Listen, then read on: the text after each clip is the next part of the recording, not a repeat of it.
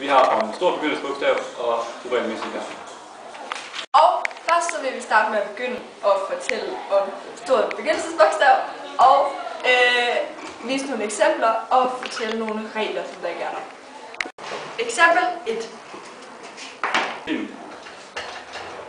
Og i sådan en sætning her med stort begyndelsesbogstav ved nationaliteter, der skal det simpelthen være adjektiver og substantiver, der skal stå med stort. Så her i den her sætning kan vi se, at German, det står med stort. Det er fordi, det er adjektiv. Nu skal vi sætte det tilbage til Rasmus. Og tak til Sofie. Men var det nu også alt for Sofie? Okay.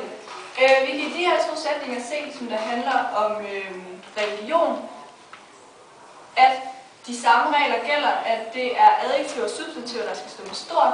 Og derfor kan vi se i den første sætning, he read the Bible every evening, at Bible det er substantiv og står derfor med stort midt inde i sætningen. Og i den her sætning, he is a Protestant, der kan vi se, det her står med stort og er et adjektiv. I politiske partier er der også den regel med substantiv og adjektiv. Her har vi så en regel, som viser dette, men der er også en undtagelse. Her, she is a conservative. Det med stor conservative. Her, he is conservative. Det er altså to forskellige sætninger. Han er konservativ, hun er en konservativ. Derfor er den her med stort. Bygninger og institutioner er også med stort. Det kan vi se. The White House. Her er the også stort, fordi det er en del af navnet. Ligesom bygningerne er historiske begivenheder også med stort igennem det hele.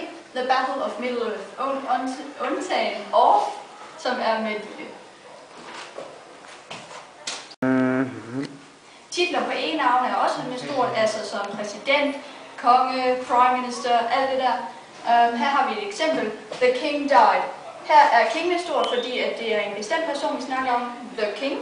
Hernede, he is like a king. Der er king ikke bestemt, men ubestemt, og derfor er det med lille. Ugedage, måneder og højtider skal også være med stort, som Christmas, torsdag, det hele. Men det skal årstider ikke, altså autumn, det skal ikke være med stort. Titler på bøger er også med stort, som The Lord of the Rings. Dog er of og the, det er ikke med stort, da det enten er artikel, præposition eller konjunktion.